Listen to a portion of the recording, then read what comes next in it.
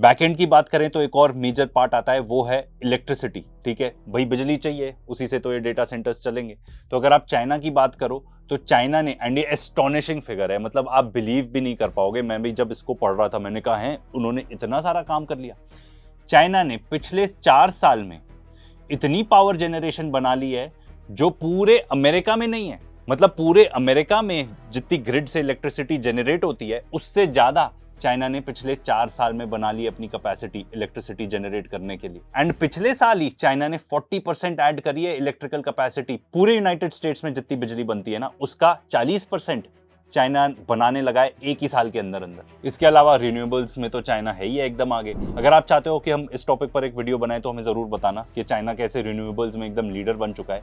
उनका प्लान क्या है कि जो विंड कैपेसिटी है उसको डबल करेंगे, सोलर कैपेसिटी को ट्रिपल करेंगे, एंड जो बैटरी कैपेसिटी है उसको 6 गुना करेंगे बाय 2030। तो अभी हमने डेटा सेंटर्स के बारे में बात करी, अब इससे एक स्टेप ऊपर जाते हैं, लैंग्वेज मॉडल की बात करते हैं। लैंग्वेज मॉडल मतलब जैसे अमेरिकन हो गए, चैट जीपीटी, क्लॉड, यहाँ पे चाइना का सबसे फेमस है डीप सीक, क्वेन भी है। अब डीप सीक की खास बात यह है, इनफैक्ट जब वो रिलीज हुआ था तब इसी बात का सबसे ज्यादा हाइप था, एंड वो हाइप एक्चुअल है, they are living up to it, कि भाई ये बढ़िया परफॉर्मेंस करके देगा आपको। ये थोड़ा डिफरेंट अप्रोच लेते हैं, ये basically less compute power use करते हैं, तो एज अ रिजल्ट जो इनका कॉस्ट है वो बहुत ज्यादा कम है, एंड परफॉर्मेंस ऑलमोस्ट उतनी है जितने बाकी यूएस के मॉडल्स देते हैं। कुछ सोर्सेज ये बता रहे हैं कि 70 to 80% कम यूज करते हैं डेटा। दैट इज बिकॉज वो एक टेक्निक यूज करते हैं जिसका नाम है नॉलेज डिस्टिलेशन, जो बेसिकली एक स्मॉलर मॉडल को वो ट्रेन करते हैं to mimic a larger one. तो बेसिकली ये जो अप्रोच है इससे एक्चुअली कम मेमोरी यूज होती है। अब खर्चे की बात करें तो भाई अमेरिकन एआई इतना ज्यादा एक्सपेंसिव हो चुका है, आपने भी हो सकता है न्यूज में देखा हो कि जो एनवीडिया के एग्जीक्यूटिव हैं वो कह रहे हैं कि भाई जो कॉस्ट ऑफ कंप्यूट है वो बहुत ज्यादा है आज के डेट में। मतलब इट इज चीपर कि आप जो अपने एम्प्लॉइज है उनको रखो रादर देन वो सारे काम एआई से करवाओ। ये क्लारना करके एक कंपनी है, इन्होंने अपने 700 लोगों को ना हटा ही दिया था। 700 जो काम करते थे उसके बजाय उन्होंने कहा कि अब हम तो एआई यूज करेंगे। अब उनका कहना है कि हमने लोग तो हटा दिए पर जो कस्टमर सर्विस भी हम दे रहे थे वो भी लोअर क्वालिटी की हो गई है। तो अब वो कह रहे हैं कि भाई ठीक है, अब हम इतना ज्यादा एआई नहीं यूज कर पाएंगे, हमको और ज्यादा ह्यूमंस चाहिए। देखो बहुत सारी जॉब्स जाएंगी एआई से, इसमें कोई दो राय है ही नहीं, पर कौन कौन सी जॉब, कितनी सारी जॉब्स, ये सब आने वाले टाइम में पता चलेगा और ज्यादा क्लियर होगा। अब अगर उबर की बात ही करो तो इन्होंने जो अपना साल का बजट रखा था एआई का वो 4 महीने में ही इन्होंने खत्म कर दिया, क्योंकि एआई को यूज करना इतना ज्यादा महंगा है। अब यूएस की एआई कंपनीज के बारे में क्या बात करें, अभी रिसेंटली स्पेसएक्स का आईपीओ हुआ था, वो कंपनी प्रॉफिटेबल ही नहीं है। उसका एक ही डिवीजन है जो प्रॉफिटेबल है, वो है स्टारलिंक्स, बेसिकली इंटरनेट प्रोवाइड कराना, ठीक है, via satellite, that is profitable. बाकी इसमें जितना भी एआई है उसके अंदर, ठीक है, स्पेसएक्स के अंदर उसने दोनों को कंबाइन कर दिया है, it is not profitable. And in fact कई सारे एक्सपर्ट्स बता चुके हैं, and I will prove it to you right now, कि जो एआई कंपनीज जो कर रही है ना आर्टिफिशियली अपनी वैल्यूएशंस मतलब ब्लो अप कर रही हैं, it is an AI bubble. अब ये देखो 3 कंपनी कंसिडर करो, ओपन एआई जिसका चैट जीपीटी है, ठीक है, ओरेकल जो बहुत सारे डेटा सेंटर्स बना रही है, एनवीडिया जो चिप्स बनाती है। तो एनवीडिया इन्वेस्ट करता है ओपन एआई में, ठीक है, जिसका चैट जीपीटी है। ओपन एआई इन टर्न जाके पे करता है ओरेकल को उसकी सर्विसेज के लिए, क्योंकि ओरेकल के डेटा सेंटर्स हैं। ओरेकल इन टर्न फिर एनवीडिया को पे करता है किस चीज के लिए, क्योंकि उनको चिप्स चाहिए। तो एनवीडिया फिर जाके ओपन एआई में इन्वेस्ट करता है। सर्कल हुआ कि नहीं? एंड आगे आपस में ना इन्होंने जो वैल्यूएशन बढ़ाई है वो कैसे करी है, बार्टर डील करी हुई है। तो एएमडी को देखो, ठीक है, एएमडी परचेज करता है ओपन एआई के शेयर्स, ठीक है, 180 मिलियन शेयर्स, ठीक है।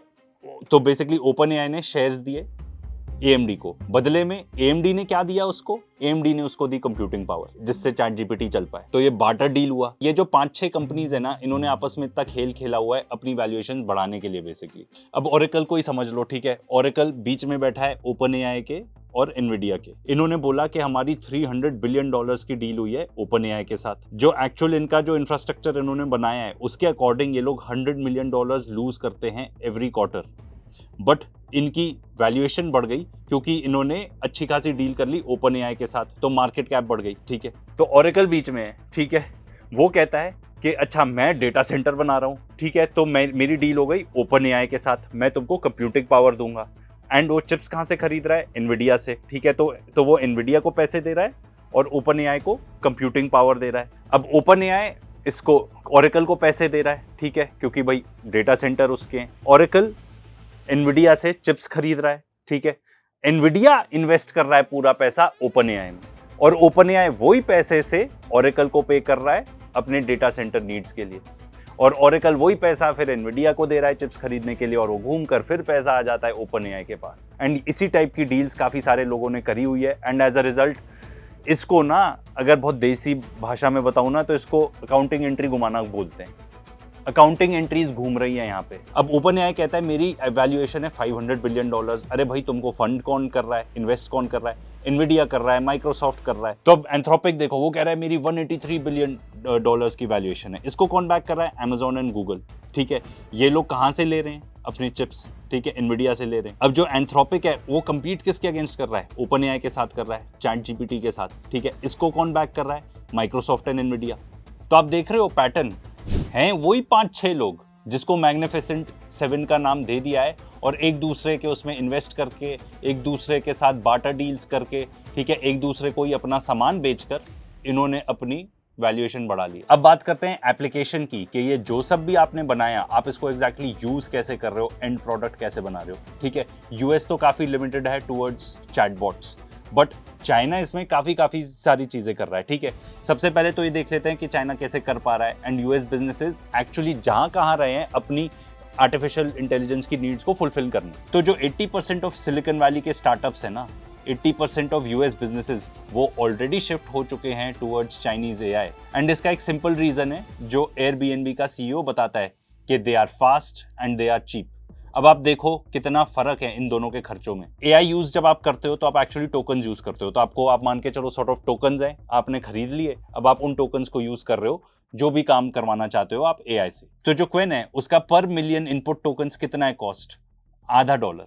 ठीक है, एंड यही अगर आप चैट जीपीटी को देखो तो वो है $2.50 से लेके $5, मतलब 10 से 40 गुना ज्यादा महंगा है US AI chatbots compared to Chinese. And सबसे बड़ी बात तो ये है कि ये सब ओपन सोर्स है। तो अब जैसे यहाँ पे भी ये कह रहा है एयरबीएनबी का सीईओ कि ठीक है हम यूज करते हैं पर हम ओपन सोर्स मॉडल्स यूज करते हैं। एंड ऐसा नहीं है कि चाइना में एआई मतलब सर्विस मॉडल्स हो गए। ठीक है, कि भाई आपको अपनी प्रेजेंटेशन बनानी है वो हो गया, मूवीज बनवानी है वो हो गया, कुछ इमेजेस बनवानी है, ये सब सर्विस रिलेटेड चीजें हो गई। चाइना एक्चुअली एआई को मैन्युफैक्चरिंग में यूज कर रहा है, एंड बहुत बड़े तरीके से यूज कर रहा है। मतलब जो रियल वर्ल्ड यूज केस है ना उसमें एआई को इंटीग्रेट कर रहे हैं, अपना मैन्युफैक्चरिंग में यूज कर रहे हैं, ई कॉमर्स में यूज कर रहे हैं, रोबोटिक्स में यूज कर रहे हैं। अब ये एग्जांपल देख लो, हार्बिन इलेक्ट्रिक्स, ये लोग टर्बाइंस बनाते हैं, मोटर्स बनाते हैं। इनका ये बताना है कि इन्होंने एआई पावर्ड वेल्डिंग रोबोट्स का यूज किया जिसके वजह से इनकी एफिशिएंसी बढ़ गई 40%। अब यहाँ पे एक और एग्जांपल बता रहे हैं, जो सैटेलाइट प्रोडक्शन फैसिलिटी है, ये लोग एआई एप्लीकेशंस यूज कर रहे हैं, तो इनका जो प्रोडक्शन टाइम होता था 12 साल होता था, जो अब हो गया है 28 दिन। इसके अलावा जो कॉस्ट है इनके वो भी 45% घट चुके हैं।